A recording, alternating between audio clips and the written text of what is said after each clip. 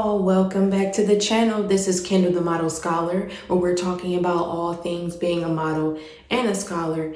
And I just wanted to highlight my shirt. Fashion made me do it. I will be linking the wonderful owner. This is a Black-owned business, and I always try to shop Black-owned businesses as much as I can. Especially this year, I've really been doing that more, and so I'll be wearing a lot of their stuff and featuring it in my episodes. Also, I have on a full face of Lip Bar, and I'm actually an affiliate with the Lip Bar, which means if you shop using my link, I get credit for that. So I'm going to put that in the comments. So please, ladies, this is a wonderful vegan makeup company owned by, again, another Black woman, Melissa. She went to Cass, is from Detroit. They have a flagship store in the city in Detroit, but also you can shop on their website, and they also are in a bunch of Targets all over the country, and you can go on the website and see if there's a Target near you. But I've been wearing their products for a couple years now. Love all of their stuff. Started off with just lips, and now she's expanded to the full face. I'm wearing fast face. I'm in a 5 o'clock family. If you want to know what that means, you need to go on the website. But I'm not that good at doing my makeup. I'm just going to be real with you. Like, I usually get it done by a professional, but the fast face has changed my life, and I'm able to just do a quick face, so I can shoot my videos. So I will actually be sharing that video on the channel of me getting ready using all Lip Bar products. So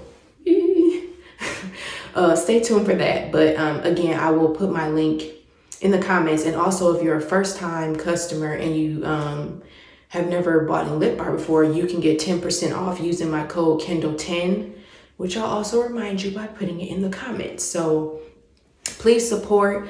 There's some of their products have won awards. So this is really high quality makeup. I'm really addicted to the lips. I have like probably 25 matte lip colors. So more on that later. I'll be sharing, some of my favorite products, but I just wanted to highlight, some of this Black girl magic that I got going on today. So anyway, today's episode is going to be a fishbowl. So basically, I have a bowl, literally a bowl of questions that I found on Instagram. These are just like different hot topics or things that I've noticed a lot of people talking about related to millennial dating and marriage, which is a very unique topic because it's something else being millennial and dating, either dating or being married, and I'm pretty sure most of you can relate to that. So again, I have a fishbowl full of questions on hot topics that I'll be answering, and I just want to preface this and say, like, this is solely my opinion. I'm not claiming to be an expert in any of this stuff. I'm just taking some hot topics, answering the questions. And if you have an opinion on any of the topics discussed, please feel free to comment below, or you can reach out to me and let me know, and I will definitely share those either on my social media or just in the comments of this video. But I really want to hear from you all, and if you have additional questions that you would like to maybe be asked on a future show, I'll be doing more of these like fishbowl type shows. So please let me know, reach out to me, and let me know what you want to hear. So I'm going to answer some of these questions today, or discuss them. The first one says that infidelity in marriage has become normalized. That's like a sad one. And sadly, I think like if you look on TV, if you look just in people's lives, that is true. Sadly, we are seeing a lot more cases of infidelity and marriages actually being ended because of that. And I guess I would say one of the big factors of that is probably just, like lack of communication. I think, I haven't been married for that long, so I can't really speak to, if it happens after someone has been married for 20, 30 years, but I think it's definitely a hot topic that's being talked about, and unfortunately is happening too often. And I think like we just have to communicate. It's hard because even only being married a few months, communication is one of the hardest things. And I'm a person who likes to hold stuff in. So luckily, my husband, who loves me dearly kind of tries to pull it out of me. But I think like it really does take a lot of communication and really just saying what your needs are and making sure you're getting your needs fulfilled and not being afraid to speak up about that if they're not.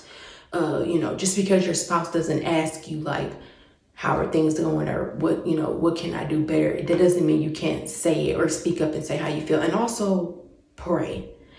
Like, we need to have God in the center, in my opinion, of our marriages, because that really can help too, if he's actually at the center. And I'll talk about that on another episode of like, what does that really look like? Because it's easy to just say that, but how do you actually live that out? So, that was a big one to start with. Okay, let's move on.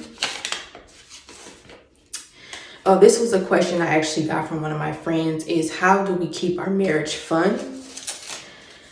So if anybody knows my husband, they know that he is a very funny, silly guy. So that's one way we definitely keep it fun, is because his personality is naturally silly. So he's always joking around. He's the person that's going to come like blow in my ear or pull my ear or, tag me and run away, like do silly stuff like that. Like, it sounds silly, but like that's just who he is. So that actually keeps it fun, keeps it, and then we also try to infuse like different activities that, that we both like to do. So for example, we play games against each other and it gets very competitive, but it's also fun.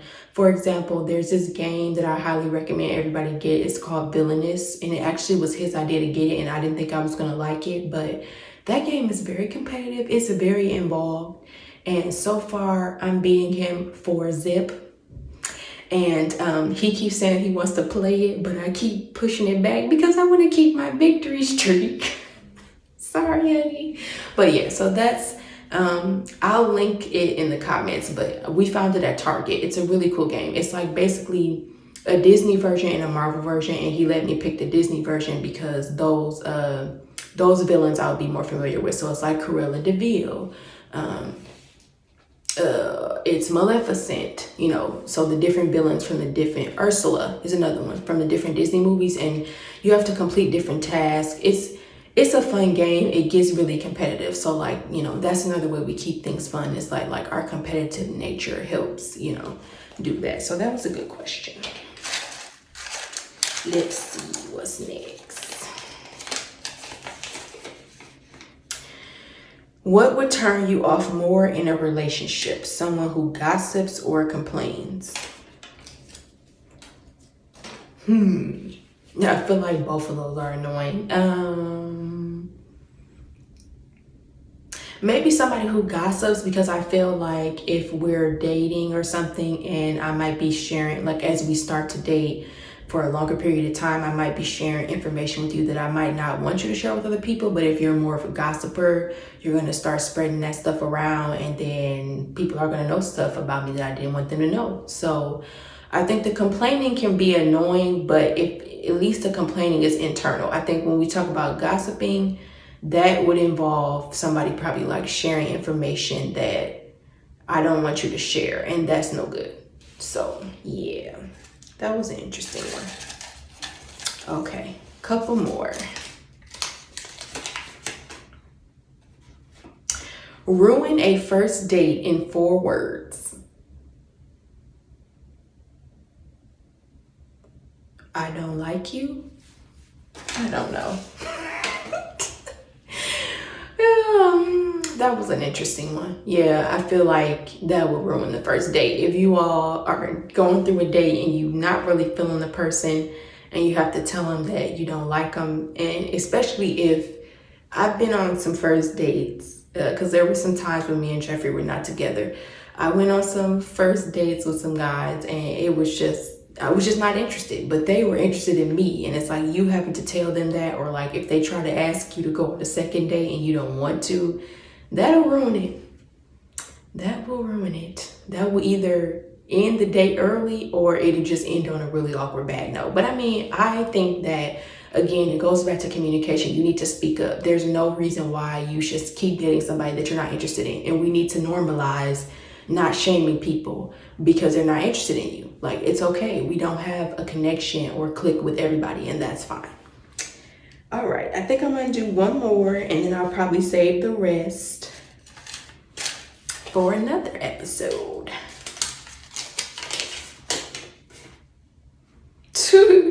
On a scale of 1 to 10, how much are you like your parents? 12.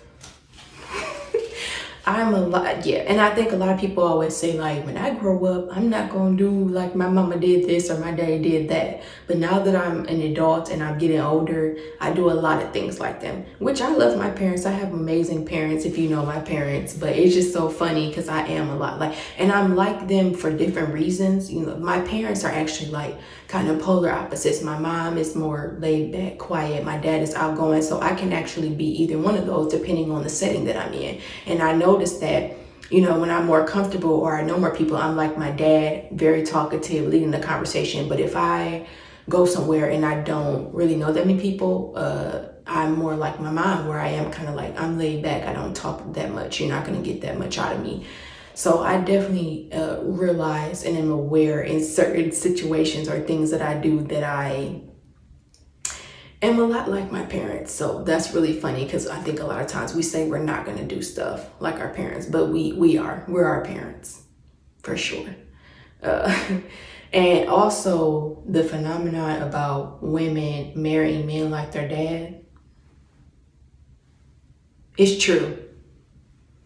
Boy, I tell you, that my husband is like my dad in a lot of ways. And it's really scary because he does stuff and I'm like, oh my God. And, you know, a lot of women are like, I'm not going to do that. But I'm not going to say it happens every time. But for me, for sure, I definitely picked a guy who was like my dad, which is crazy. So that phenomenon sometimes is true. So again, thank you for watching and having fun with me today with the Fishbowl. Again, if you have questions you want me to answer on the next Fishbowl, please submit them by commenting below or DM me on Instagram, Facebook. You know how to reach me. Don't forget to subscribe. Hit that subscribe button. It really helps me. I'm trying to grow my YouTube, so I really appreciate all the support. If you like what you see, share this video and encourage other people to subscribe. That also helps me. And again, thank you for tuning in. I'll see you next time, Model Scholars. Bye-bye.